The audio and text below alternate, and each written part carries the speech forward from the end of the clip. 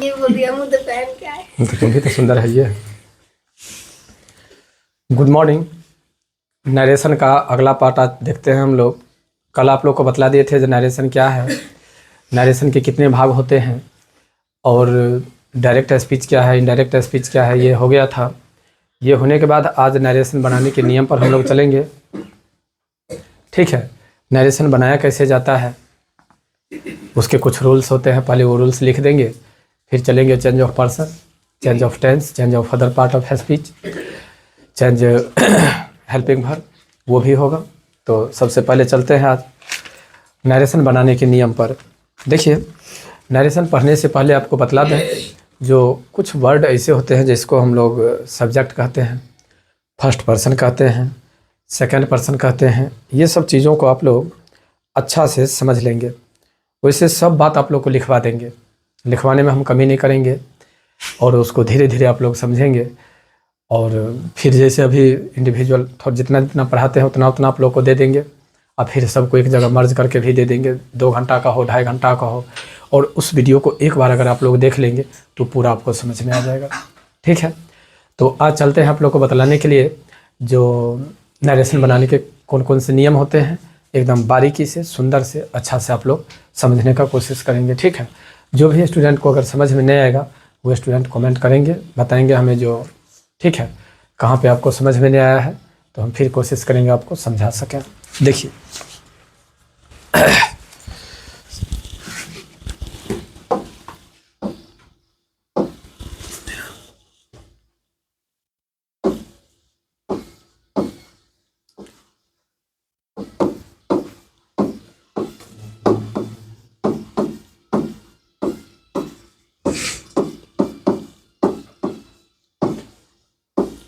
Narration बनाने के नियम।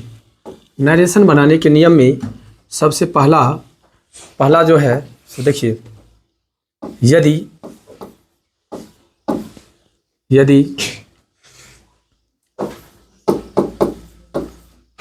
डायरेक्ट स्पीच में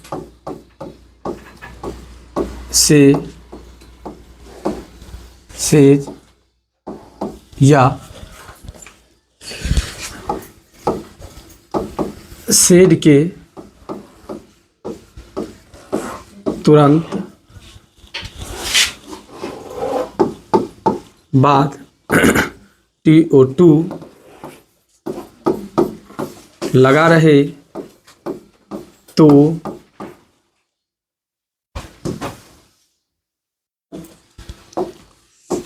देखिए,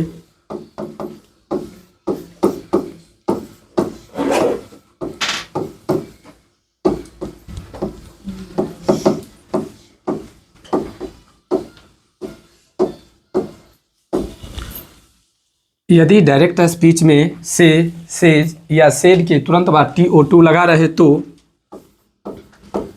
से to tell, says to tells, said to told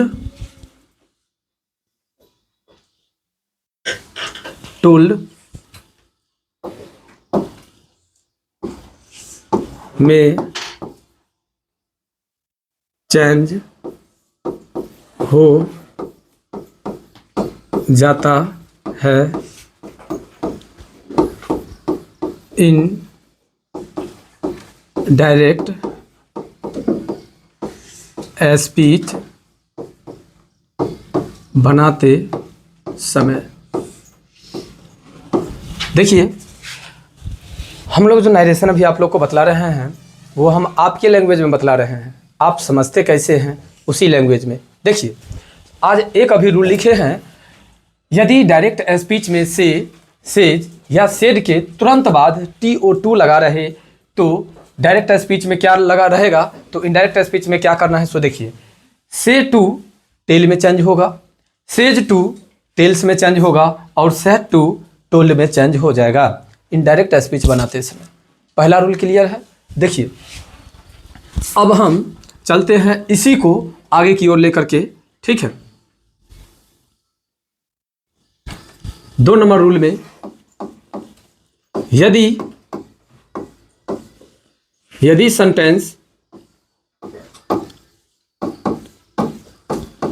sentence से या सेज में रहे तो PRESENT प्रेजेंट टेंस में कहलाता है। एग्जाम्पल के लिए समझिए, Ram says to me you are good boy. Ram मुझसे कहता है कि तुम एक अच्छा लड़का हो। अगर यहाँ पर देखिए लगा हुआ है आपको सेज टू, तो ये सेज टू है, तो यह सेंटेंस जो हुआ, यह सेंटेंस आपको प्रेजेंट टेंस कहलाएगा। क्या कहलाएगा? सेंटेंस प्रेजेंट टेंस कहलाएगा, ठीक है। अगर यहाँ पर जैसे देखिए दूसरा एग्जांपल देते हैं, आई से टू यू, ठीक है। I say to you, you are my brother. अगर यहां पर फिर दिए से टू, तो देखिए आपको बतला दें, सेज टू और से टू ये दोनों रहेगा सेंटेंस में। जब भी ध्यान देंगे, इधर भी सब आदमी, से टू और says to, sorry, Ram says to और आई से टू, अगर ये दोनों लिखा रहेगा तो सेंटेंस आपको प्रेजेंट टेंस कहलाएगा। प्रेजेंट टेंस समझते हैं ना? प्रेजेंट टेंस का मतलब होता है वर्तमान काल। प्रेजेंट टेंस का मतलब क्या होता है? वर्तमान काल।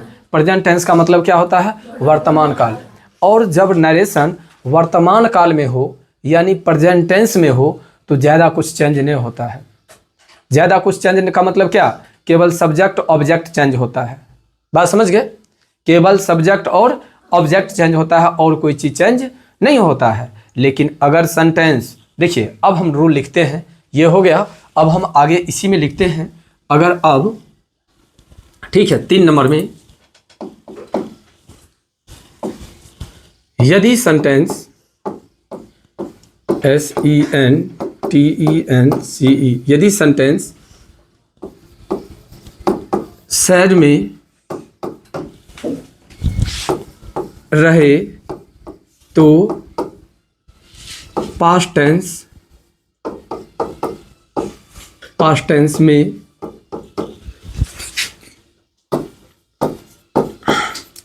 कहलाता है और नरेशन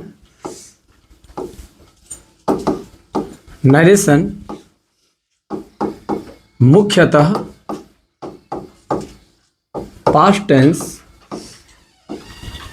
पास्ट टेंस पर आधारित है। एग्जाम्पल के लिए, Ram said to me you are teacher. देखिए यहाँ पे हम लिख दिए Ram said to me comma inverted comma you are teacher. ये जो है सेड टू, यह आपको पास्ट टेंस को इंडिकेट करता है। एक बार फिर से समझ लीजिए, अगर सेज रहे, से और सेज रहे तो सेंटेंस प्रेजेंट टेंस में कहलाएगा। से और सेज रहेगा तो प्रेजेंट टेंस में कहलाएगा, और अगर सेड में रहेगा तो पास्ट टेंस में कहलाएगा। पास्ट टेंस में रहने पर बाबू पूरा नरेशन बनता है। अभी आपको एग्जाम्पल समझने के लिए और कुछ कॉन्सेप्ट देने के लिए आपको से और सेज पर भी हम बतलाएंगे कुछ एग्जाम्पल, लेकिन नरेशन जो बनेगा वह पूरा आपको, ठीक है, सेज पर बनेगा। याद रखिएगा, नरेशन पूरा आपको सेड पर बनेगा। अगर आपको से और सेज रहेगा तो केवल सब्जेक्ट और ऑब्जेक्ट चेंज होते हैं, और सब्जेक्ट के अनुसार से हेल्पिंग वर्ब तो लगेगा ही, लेकिन आपको पूर्णतः जो चेंज होता है subject, object, helping verb, main verb, ठीक है, टेंस चेंज, ये सब आपको सेड पर लागू होगा। अर्थात हम कह सकते हैं जो नरेशन पास्ट टेंस पर आधारित है। अब देखिए, एक आपको ऊपर में ही हमें लिखना चाहिए, ये वाला जो अभी आपको बतलाए, ये जो अभी आपको बतलाए हैं यहाँ पर, ठीक है, हमें लिखवा देना चाहिए, चाहे लिख ही देते हैं, इस यहाँ पे लिख देते हैं, इस जगह पे, इधर भी जगह है और इधर भी जगह है, कलर चेंज करके थोड़ा आप लोग को लिख देते हैं, ये याद रखेंगे जो, ठीक है। यहाँ पर जो अभी लिखे हैं, यदि डायरेक्ट स्पीच में से, सेज या सेड के तुरंत बाद TO2 लगा रहे तो वो चेंज होता है। अगर देखिए यहाँ पर हम लिख देते हैं स्टार दे करके, आप लोग याद रखेंगे, यदि से कॉमा सेज या सेड के तुरंत बाद TO2 नहीं लगा रहे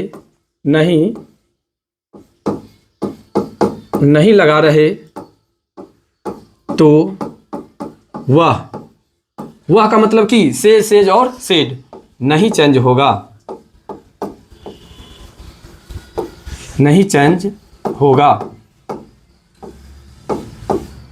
ये बात याद रखेंगे आप लोग। ये जो अभी लिख दिए हैं, जो अभी आपको एक रूल लिखवाए, जो से, सेज और सेड के बाद TO2 लगा रहता है तो वह चेंज हो जाता है। से चेंज होता है टेल में, सेज चेंज हो जाता है, सेज 2 चेंज हो जाता है टेल में, सेज 2 चेंज हो जाता है टेल्स में, और सेड 2 चेंज हो जाता है टोल्ड में। लेकिन अगर TO2 नहीं लगा रहेगा तो वह चेंज नहीं होगा। ये बात भी अभी आपको यहाँ पर लिख दिए, ये भी याद रखेंगे आप लोग। जो यदि से, सेज और सेड के तुरंत बाद TO2 नहीं लगा रहेगा तो चेंज नहीं होगा। और एक बार फिर से बैक कर दें आपको, जो अभी आप लोग पढ़ रहे हैं जनरल रूल, अभी हम लोग जनरल रूल के अंतर्गत, वैसे ये चेंज तो आपको अभी जो हम लिखवा रहे हैं ये जनरल और एडवांस दोनों में रूल लागू होंगे, लेकिन ठीक है, पहले आप लोग को जनरल रूल पढ़ेंगे और जनरल रूल के बाद हम लोग एडवांस रूल की ओर चलेंगे। तो अभी जनरल रूल में चल रहे हैं, तो एक बार फिर से देख लीजिए। पहला रूल लिखवाए आपको, यदि से, सेज और सेड के तुरंत बाद TO2 लगा रहता है तो वह चेंज हो जाता है, ठीक है। से 2 चेंज होता है टेल में, सेज 2 चेंज हो जाता है टेल्स में, और सेड 2 चेंज हो जाता है टोल्ड में। अगर नहीं लगा रहेगा तो वह चेंज नहीं होगा। दूसरा आपको लिखवाइए, यदि सेंटेंस से या सेज में रहे तो प्रेजेंट टेंस में कहलाता है, और अगर सेड में रहे तो वह पास्ट टेंस में कहलाता है। अब आगे देखिए, ये दोनों होने के बाद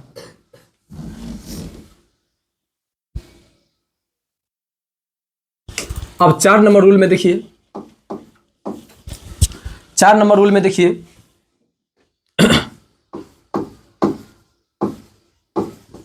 कॉमा इन्वर्टेड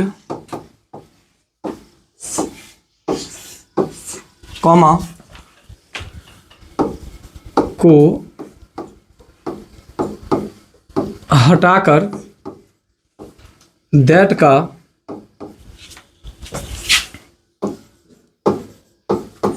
प्रयोग किया जाता है। जैसे देखिए, इसी में आपको बतलाते हैं, ठीक है। इनडायरेक्ट स्पीच, इनडायरेक्ट स्पीच बनाते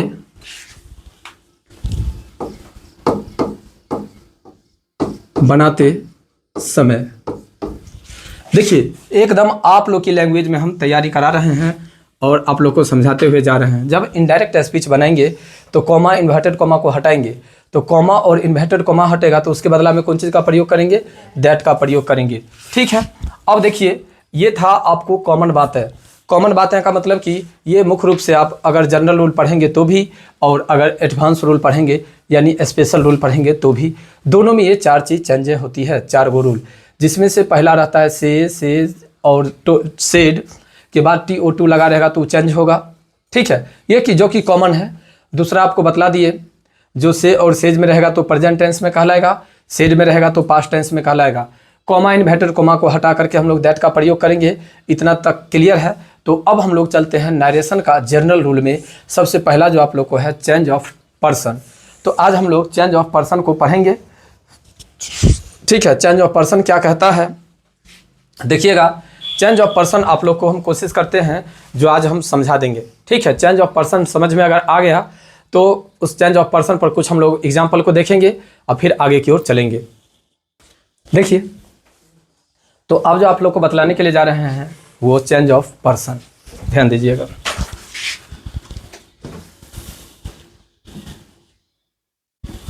बतलाए थे आप लोग को, ठीक है। देखिए, change of person. Change of person में भी कुछ रूल्स हैं जो रूल आप लोग को बतलाते हैं। NARRATION नरेशन में फर्स्ट पर्सन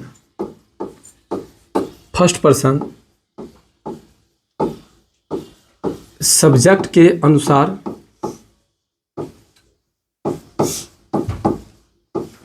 के अनुसार चेंज होते हैं।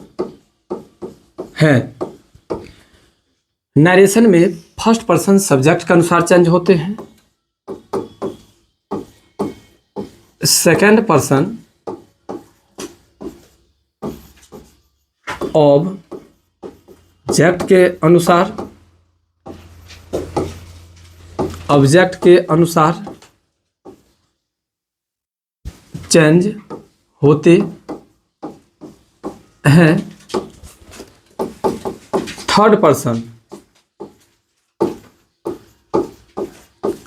Third person no change. इसे, ठीक है, इसे 1 2 3 SON देखिए, इस नाम से भी जानते हैं हम लोग इसको। एक का मतलब हुआ फर्स्ट सब्जेक्ट, मतलब एक का मतलब फर्स्ट पर्सन और एस का मतलब हुआ सब्जेक्ट। 2 का मतलब हुआ सेकंड पर्सन और ओ का मतलब हुआ ऑब्जेक्ट। 3 का मतलब हुआ थर्ड पर्सन, एन का मतलब हुआ नो चेंज। इसको 1 2 3 यानी 123 और सन भी याद रख सकते हैं। 1 का मतलब फर्स्ट पर्सन, 2 का मतलब सेकंड पर्सन, 3 का मतलब थर्ड पर्सन, एस का मतलब सब्जेक्ट, ओ का मतलब ऑब्जेक्ट और एन का मतलब नो चेंज। अगर कहेंगे तो हम लिख भी देंगे। देखिए, लिख भी देते हैं आपको। एक का अर्थ फर्स्ट पर्सन, 2 का अर्थ, ठीक है, सेकंड पर्सन और 3 का अर्थ थर्ड पर्सन। ठीक है, हो गया। अब देखिए, एस का अर्थ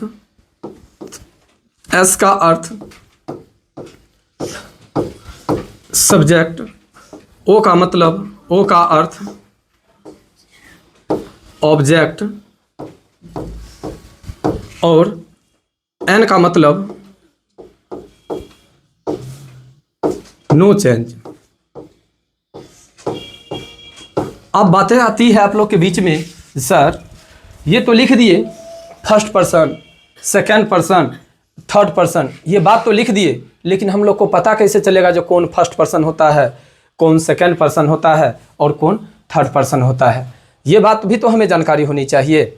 और चेंज कैसे होता है, सब्जेक्ट ऑब्जेक्ट जो आप कह रहे हैं, सब्जेक्ट क्या है, ऑब्जेक्ट क्या है, ये भी सर थोड़ा समझा दीजिए। तो अब उसी की बारी है। अब ये अगर समझ गए चेंज ऑफ पर्सन में, एक बार पहले समझिए रूल को।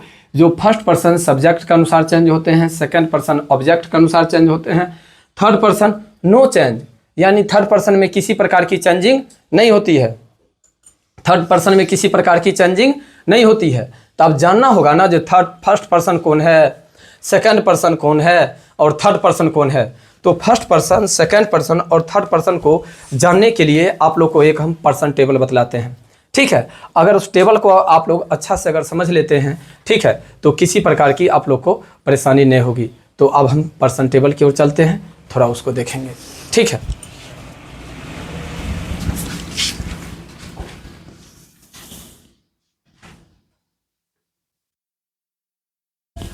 देखिए पहले चलते हैं।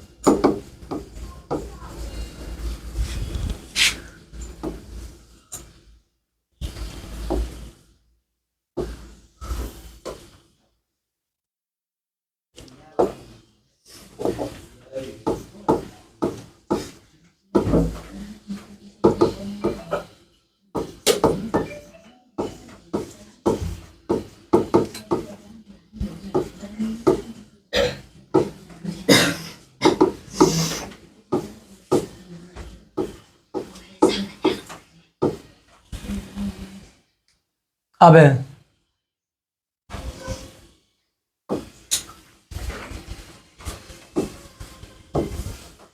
देखो, ये बॉक्स एक बनाए हैं जिसमें लिखे हैं person, nominative case, possessive case, objective case.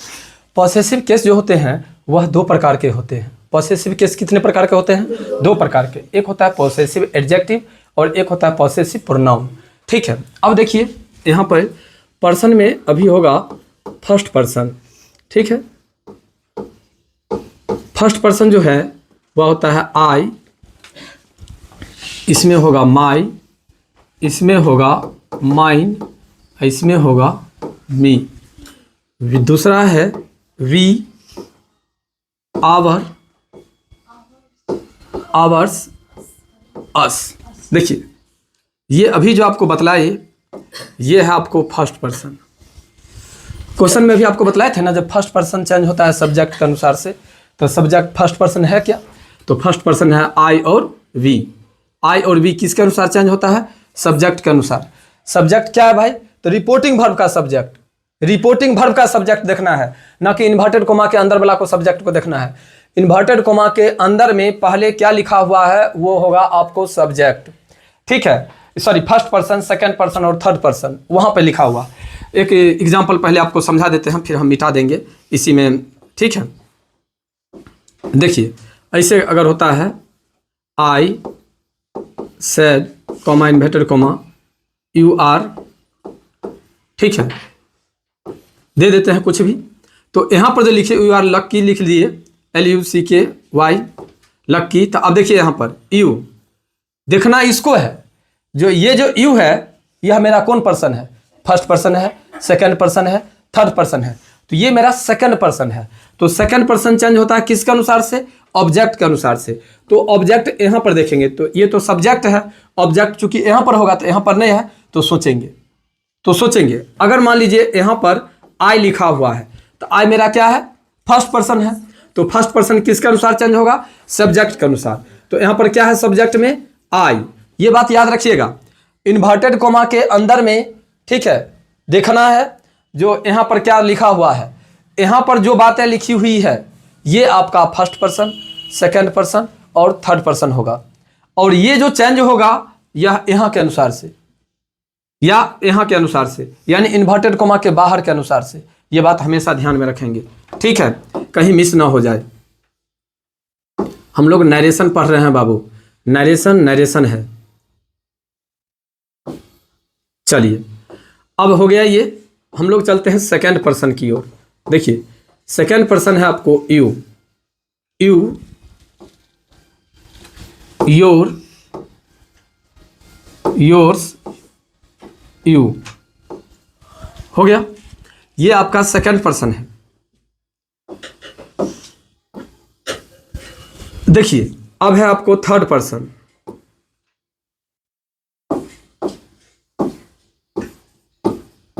Third person में है आपको ही, हिज,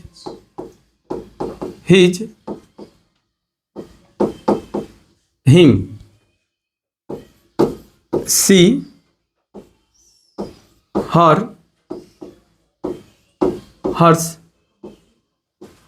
हर। उसके बाद है इट,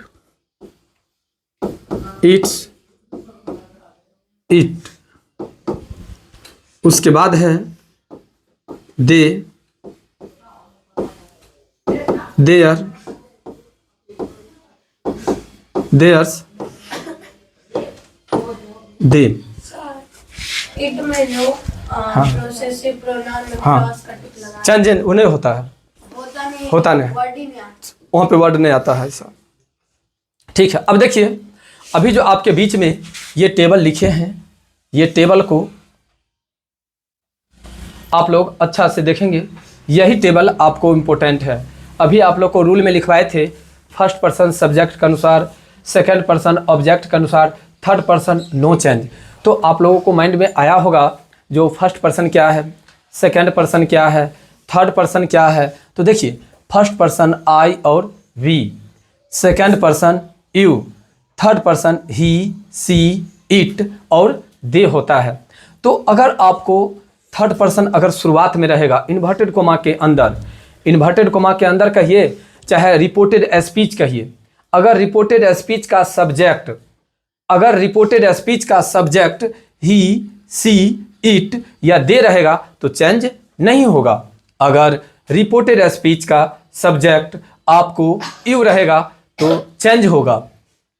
ठीक है, आई या वी रहेगा तो चेंज होगा। ठीक है, अच्छा से सुंदर से समझने का कोशिश करेंगे एक बार। अब इतना का अभी तक जो हम बतलाए हैं इसका आप लोग को ठीक है रिवर्सिंग करवाते हैं, फीडबैक दे रहे हैं। समझिए नरेशन, ठीक है, किसी के वक्ता यानी वक्ता के कथन को बोलने की एक शैली है, एक कला है नरेशन। नरेशन के दो प्रकार होते हैं, डायरेक्ट स्पीच और इनडायरेक्ट स्पीच। डायरेक्ट स्पीच यानी वक्ता के कथन, वक्ता का मतलब स्पीकर, वो बोलने वाला, यानी वक्ता के कथन को उसी के शब्दों में व्यक्त कर देना, उसी के शब्दों में कह देना, डायरेक्ट स्पीच कहलाता है। वक्ता के कथन को उसी के शब्दों में नहीं कहकर अपनी शब्दों में बनाकर कहना इनडायरेक्ट स्पीच कहलाता है। ठीक है, इनडायरेक्ट स्पीच स्वतंत्र होता है और डायरेक्ट स्पीच इन्वर्टेड कोमा के अंदर में ठीक है बंद होता है। अब हम लोग को जानना है reporting verb, reported speech, verb of the reported speech. ये तीन गो रूल हैं जिस पर नरेशन को बनाया जाता है। ठीक है, समझने के लिए जो किस पर क्या चेंजिंग होता है। तो रिपोर्टिंग वर्ब इन्वर्टेड कोमा के बाहर में एक वाक्य रहता है, यानी नरेशन जब हम लोग बनाने के लिए जाते हैं तो डायरेक्ट स्पीच के रूप में जो दिया रहता है वह दो वाक्यों में रहता है, एक इन्वर्टेड कोमा के अंदर, एक इन्वर्टेड कोमा के बाहर। तो इन्वर्टेड कोमा के बाहर वाले वाक्य में प्रयुक्त वर्ब को रिपोर्टिंग वर्ब कहते हैं, अर्थात से, सेज या सेड, यह आपको रिपोर्टिंग वर्ब हुआ। आते हैं आप रिपोर्टेड स्पीच। इन्वर्टेड कोमा के अंदर में, इन्वर्टेड कोमा के अंदर में जो वाक्य रहता है उसको हम लोग रिपोर्टेड स्पीच कहते हैं। और इन्वर्टेड कोमा के अंदर में जो सेंटेंस रहता है और उस सेंटेंस में जो हेल्पिंग वर्ब का प्रयोग किया जाता है उस हेल्पिंग वर्ब को verb of the reported speech कहते हैं। नरेशन दो तरह से मतलब नरेशन बनाने के दो नियम होते हैं, एक होता है जनरल रूल और एक होता है स्पेशल रूल। तो जनरल रूल जो है अभी हम लोग पढ़ रहे हैं, तो जनरल रूल में जो चेंजिंग की बातें हैं वो है आपको change of person, change of tense, change of helping verb, change of other part of speech. तो ये जो change of person, change of tense, change of helping verb, change of other part of speech जो हम पढ़ेंगे, तो इस चीज़ को पढ़ने के लिए सबसे पहले हमें जानना पड़ता है जो क्या कहाँ होता है। तो उस चीज़ के लिए आपको लिखवाए यदि सेंटेंस से, सेज या सेड के तुरंत बाद TO2 लगा रहेगा तो वह चेंज होगा। से टू चेंज हो जाएगा टेल में, सेज टू चेंज हो जाएगा टेल्स में और सेड टू चेंज हो जाएगा आपको टोल्ड में। लेकिन अगर से, सेज और सैड के बाद TO2 नहीं लगा रहेगा तो वह चेंज नहीं होगा। ठीक है, अगर से और सेज में रहेगा तो सेंटेंस आपको प्रेजेंट टेंस में कहलाएगा और सेंटेंस अगर सेड में रहेगा तो वह पास्ट टेंस में कहलाएगा और नरेशन पास्ट टेंस पर ही बनता है। ठीक है, लेकिन से और से भी है, तो उसका भी हम लोग एग्जाम्पल कल देखेंगे। और आज के क्लास में आप लोग को एक पढ़ाए हैं, ठीक है, चेंज ऑफ पर्सन। तो चेंज ऑफ पर्सन में फर्स्ट पर्सन सब्जेक्ट के अनुसार चेंज होता है, सेकंड पर्सन ऑब्जेक्ट के अनुसार चेंज होता है, और थर्ड पर्सन में किसी प्रकार की चेंजिंग नहीं होती है। अब जानना है जो फर्स्ट पर्सन क्या है, तो फर्स्ट पर्सन आई वी है, सेकंड पर्सन यू है, और third person he she it और दे है। एक चीज़ और आपको बतला दें इसी पर्सन टेबल में, क्योंकि कल तो ये मिलेगा नहीं, ध्यान रखिएगा। अगर कहीं पर, ठीक है, जैसे योर है तो योर तो आपको सेकंड पर्सन है ना, तो सेकंड पर्सन चेंज होता है ऑब्जेक्ट के अनुसार से, और ऑब्जेक्ट में अगर मी होगा तो आप मी नहीं देंगे, योर वाला बॉक्स में देखेंगे आई का क्या है, तो ये माई है तो माई पड़ेगा, ठीक है। जैसे अगर हिज है थर्ड पर्सन तो ये तो चेंज ही नहीं होगा, लेकिन अगर जैसे मान लेते हैं योर है और योर सेकंड पर्सन ऑब्जेक्ट के अनुसार चेंज होता है, और ऑब्जेक्ट में अगर हिम है तो वहाँ पर आप हिम नहीं देंगे, देखेंगे जो योर वाला में ही का क्या है, तो देखिए योर वाला में ही का हिज है, तो यहाँ पर हिज का प्रयोग करेंगे। ये चीज़ आपको याद रखना है। यानी ऐसे समझिए ना, जो नरेशन अभी तक जो आप लोग को क्लास दे दिए हैं हम, इस क्लास को अगर सुंदर से अच्छा से माइंड में अगर लोड है तो आप एक बार नहीं कहेंगे सर नरेशन का सेंटेंस जो आप क्वेश्चन दिए हमसे नहीं बना, एक बार नहीं कहेंगे। तो हमें उम्मीद है जो आप लोग को जितना हम आसान लैंग्वेज में जितना समझाए हैं वो आप लोग को समझ में आया होगा, ठीक है। तो कल वाला जो आप लोग को वीडियो है वह अपने ऐप पर मिल जाएगा, ठीक है, और ये भी अपने ऐप पर मिल जाएगा, यूट्यूब पर भी मिल जाएगा, ठीक है। दोनों आपको 1 बजे तक में दोनों मिल जाएगा, दोनों को एक जगह कर लेंगे। और नहीं अगर समझ में आ गया है तो कल हम लोग बनाएंगे, तो ठीक है, कोऑपरेट करेंगे, आप लोग से पूछेंगे तो बताइएगा, ठीक है। फिर कल मिलते हैं।